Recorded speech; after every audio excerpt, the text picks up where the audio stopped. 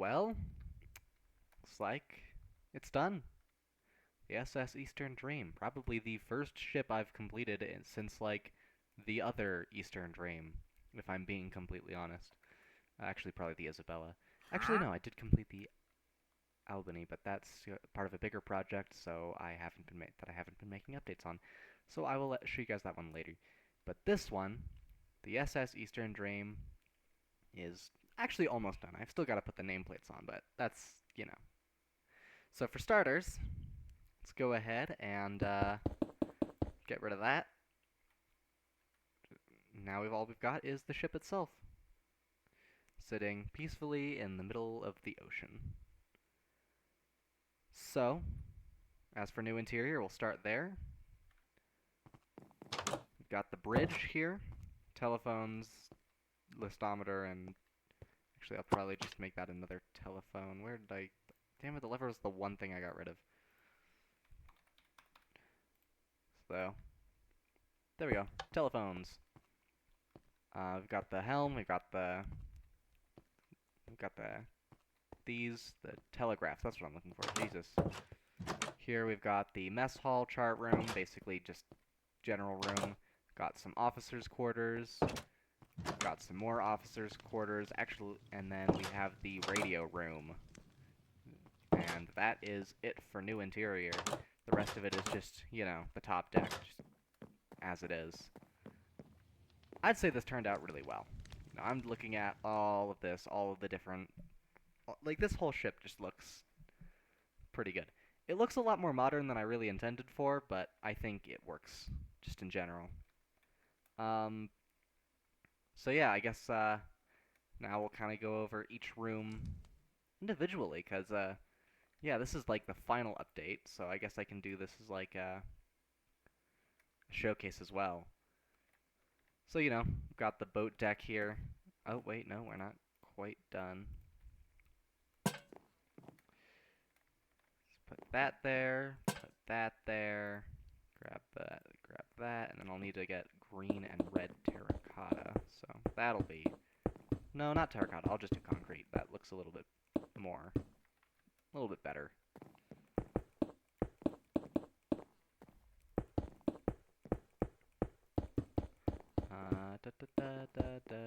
Where is... Okay. So we need green and we need red. I'm gonna have to look up... I always have to look up which side's which. Ship nav lights.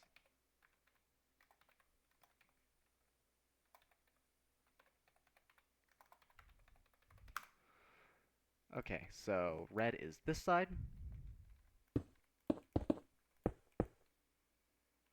Green is this side. I'll put that there.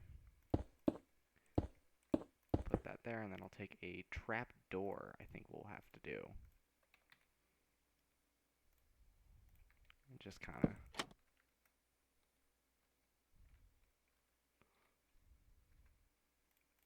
Almost.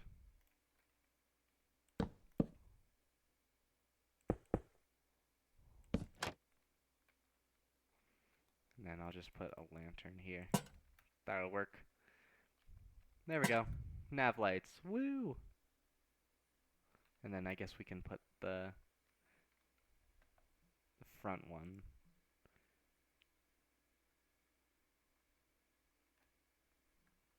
Yeah, we'll say that the front ones are on the funnel.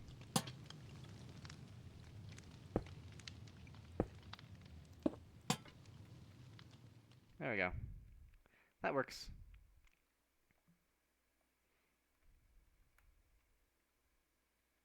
Actually, no, it doesn't. This needs to be only visible from the back.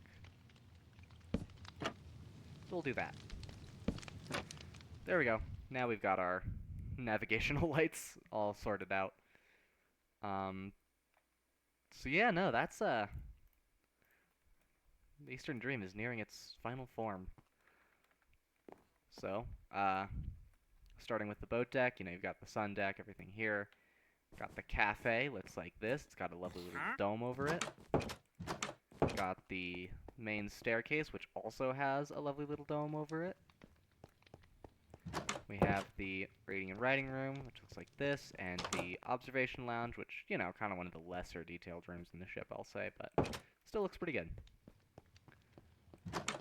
And yeah, that, like, for right now, that's it for new stuff. I do still want to show you guys one more thing.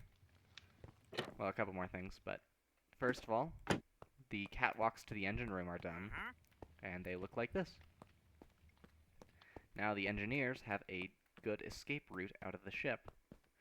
And on top of that, if I head all the way down, which takes quite some time, there are now telegraphs that tell you how fast you need to run the ship. Followed by a new railing. Now I can't put railings on both sides because then you won't be able to get around in this room, and that's just a pain. Then we've got, you know, the cargo hold, everything like that. Yeah, no, it's definitely, like, this has definitely turned out really, really well. Just kind of looking at all this stuff, you know, you've got a lot of crew rooms, a lot of passenger spaces. It's a very nice little cruise ship. And it looks just beautiful. You know, very sleek lines, very, you know, I mean, I guess it looks kind of front heavy, but I think it looks very good. So let's go ahead and grab our sign, our birch sign, because, you know, that's the closest we get to whitewood. And, how far back? I think this will work.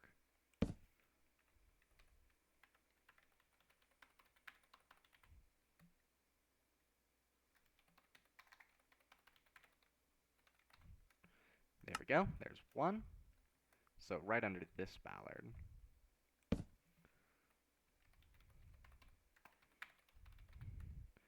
Right under that ballard. And so we have signs that now tell you exactly what ship you're on.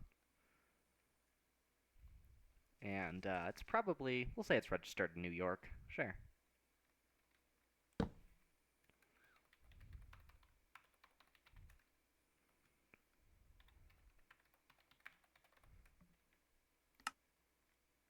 There we go.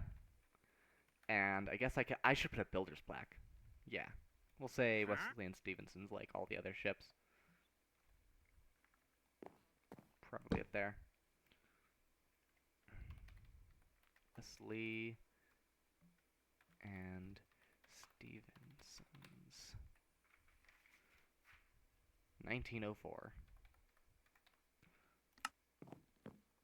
Just like that. The ship is now basically completely done. This has turned out really fantastically. I was getting... Actually, no, there wasn't really a point in the construction where I was, like, overtly concerned. I guess I was kind of concerned that the ship would look too top-heavy. The lifeboats look a little funky. But, you know, as for the top-heaviness, that just kind of sorted itself out over time. And, you know, I think turned out just really well. And as for the lifeboats, they're fine. They work well enough. Once they're in the water, they look perfect. So, yeah. As for the sinking, I guess like a detailed timeline of events just to kind of let you all know that in case I forget to go over that while I'm working on the Isabella, because the Isabella is the one where that's going to be a bit complicated, because I haven't fully figured it out, but this ship, you know, it was very quick to figure out exactly how this timeline goes. Actually, so I should probably start outside, just because, you know, that's the main area. So, first of all, sinking takes 2 minutes, or 6 minutes, not 2, Jesus, that's even worse. But it starts, actually, I'm gonna do this, just for an added detail. Little bonus. But yeah, no, first thing, people on the bridge sight a massive liner ahead. The ship is traveling, or actually no. First thing, ship's traveling through fog. It's been at sea for like a couple days now, en route from like Tampa, Florida to Portland, Maine. I think that's a port city, whatever. One of the big port cities in Maine. And it's just outside of New York when the crew spots a massive steamship ahead. We're talking like, well, you know, Titanic size. It's got 4 funnels. It's got, the big ol' engines, and it just slams into the ship dead on. The two ships kind of lock together for a minute as passengers, like, this is during the day, by the way. So they're all up. They're actually eating breakfast for the most part, but a few of them have already moved up to the lounge, and they watch in just horror as the two ships, like, kind of grind together, and then the ship breaks apart along the, like, kind of along this line here, and the bow just falls off completely. Now for most ships, that kind of thing's not a problem. You can't, like, water doesn't really travel through watertight doors, but the big thing on this ship is that all the watertight doors need to be closed by hand. So, down here, all the way in the bottom of the ship, where all of this is, like, really getting bad, like, this wall just disappears. Like, it is gone on, both of these. Which one is the one I designated as, like, the get out one? It's not that one. Shit. But yeah, no, this whole wall, like, basically going all the way up into the ship and kind of cutting through, like, half of the, oh, not quite. Kind of cutting through about half of, the anchor room. That just disappears on top of just, wrenching off a good chunk of the medical office as well. So water just starts cascading into the ship, and, basically just fills this room up, like, immediately. It's less of a fill and more of just a giant wall of water, which, no one can get to this door, or the door above it anymore, because, there's water just in the way. So almost immediately, both this door and this door just shatter and and water just starts filling the crew compartment. No one can get up the stairs because they're blocked by the water. No one can, and so people on this deck are just trapped, but people on this deck have to, they have to get out. They have to get to the back of the ship, so they start running this way. They open this door, which doesn't have a bulkhead, and, pretty soon the water follows and just starts spilling into the, boiler room. And but the crew is, they are struggling on whether or not to actually close this watertight door because, I mean, for starters, for one, this is the only real way out, and for two, this room is filling with water, so, there's a small skirmish, but it doesn't last very long, because, I mean, everything is just filling up too quickly. But people in, like, the electrical room and stuff, they're not even really aware how bad the damage is, so they're not entirely sure whether or not to close their watertight door either, at least until water starts coming in. But, like I said, as all of this is happening, I mean, for starters, the crew is starting to mobilize and just get everyone out of the ship and just, like, onto the deck. They're trying to start working on swinging out the lifeboats before, boom, the boiler just explodes. Both the forward and back ends of these get kind of blown out, and so the staircase ends up kind of teetering weird. Dining room gets just blown, like, gets just filled with smoke and, like, steam. Same with the library, and the funnel cants over to this side 2 or 3 degrees, and it's just chaos on the boat deck at that point. Like, at this point, everyone's aware the ship is going down.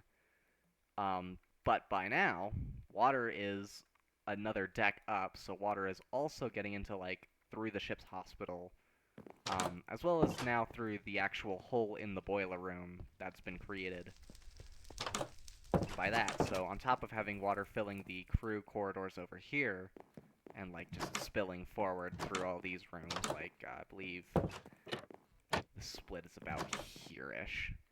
And, as all that's happening, water is just crashing through, just flooding this entire area, starting to get back into the cabins even, but also going down the stairs even more and adding more to the front of the ship and the whole. But, as that is happening, you have this staircase here. People are just trying their best to get up it. Most people are in the dining room, so they're on the, main deck. They still got to get up a whole nother deck.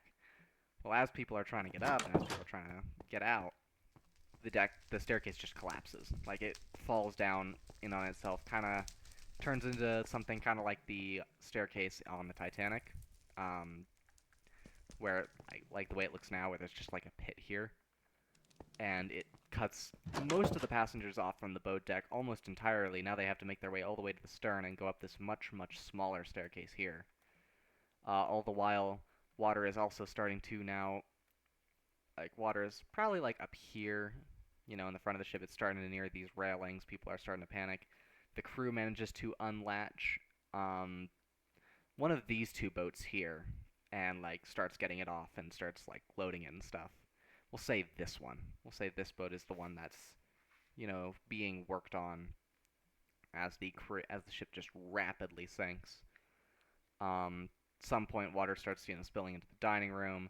Ship starts plunging. This lifeboat makes it off for like a few seconds before water rushes up on top of the officers' quarters and the passenger spaces and stuff, and the funnel just collapses on top of it, leaving basically no lifeboats and a bunch of people stuck in the ocean in the middle of the fog. The Isabella having drifted for just about a mile after, because, stopping on a ship doesn't necessarily stop the ship. You know. You know. You're all boat nerds. You know how that works. And the Eastern Dream just, like, it's just at the bottom of the ocean in 6 minutes flat. Oh, and I guess I could also mention, the lights are off for basically, like, starting. I mean, immediately you start getting, like, circuits popping and stuff, but, like, as soon as the engine room starts flooding and the boiler explodes, the lights flick off, like, maybe a minute or two after, at most. But, that would also damage this bulkhead, and water would start rushing this way. The engineers would just be kind of screwed, because not only are they all trapped down here, but, like, if they want to get out, they have to go up through here and then through the main staircase that just collapsed, so they're dead. But yeah, no, the lights are off for the vast majority of the sinking, because there really isn't anyone below decks keeping them on, or at least anyone on the ship at all with the capacity and the capability to keep the lights on. And yeah, that's the sinking of the Eastern Dream. The ship basically goes down level with, like, a slight forward trim. You know, it probably, like, physically it would probably be a lot more, but, we'll say the ship just kind of went down, dropped like a stone. I think that's what I'm picturing. And that is the wreck of the Eastern Dream, this lovely little ship right here. Probably like 1913, maybe more like 1908. Say the ship got a good 4 years of service out of it. I should make, like, a document with all this stuff in it. But yeah, no, if I ever see Minomator, it'll be cool to see that in real time, just down. And yeah, that's about it. Big boat. I'm actually, well, okay, not very big. It's actually kind of small. Small boat. Finished. Done. I'm happy to have it done with. And yeah, that about does it. That is the entirety of, the story around the Eastern Dream. I guess I'll just get a few kind of beauty shots. This is what the back deck looks like once completed. Got the view from the forecastle, which I think I've already gone over a few times, but it looks like that. The bridge wing. The bridge wing view. Looks like that. It's a bit plain, a bit empty. I'm gonna add that. That way you can't just there. Oh, you can still do that though. And yeah, no, that's about it for the Eastern Dream. The ship is fully completed. Yeah, no, I'm hyped. that it's cool to see one of these done, actually. And yeah, that's about it for now. I will see you all in the next video, which will hopefully be once I have the hull of the Isabella done.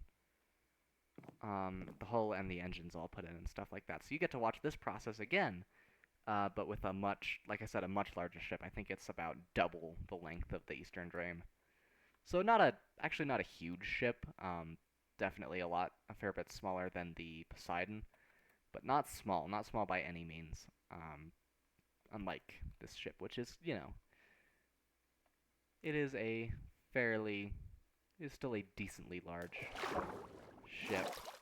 And I guess I should also go over boarding a little bit. I guess one of the segments of railing over here is probably removable. I can actually, you know what, we'll make it this one, and make that signal with that. Like that, those stairs there, just signal removable section of railing. That way you can, take it out and get on the ship and do all that stuff. Should probably add that to the other side too. 1 second. But yeah, no, it's not like those are terribly useful during the sinking. Well, it's not like much of anything is terribly useful during the sinking, Stairs aren't working, lights aren't working, lifeboats take too long to make work. But yeah, no, that's the Eastern Dream, ladies and gentlemen. The ship is now in all of its glory, just in the world now. I think it turned out pretty cool. Yeah, and I like the wooden bridge. I think that's a nice touch. Oh, and I guess there's supposed to be a skylight somewhere up there. I don't really. It's not that important. Oh, wait, no, there's one more thing I do need to add. Oh my god, I keep remembering things. Actually, I should probably just do it more like this. So, actually,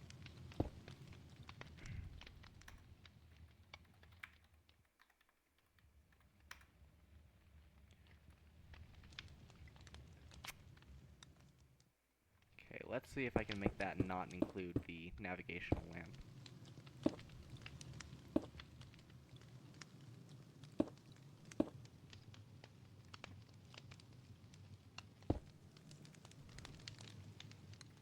Line, cobweb. Oh, wow.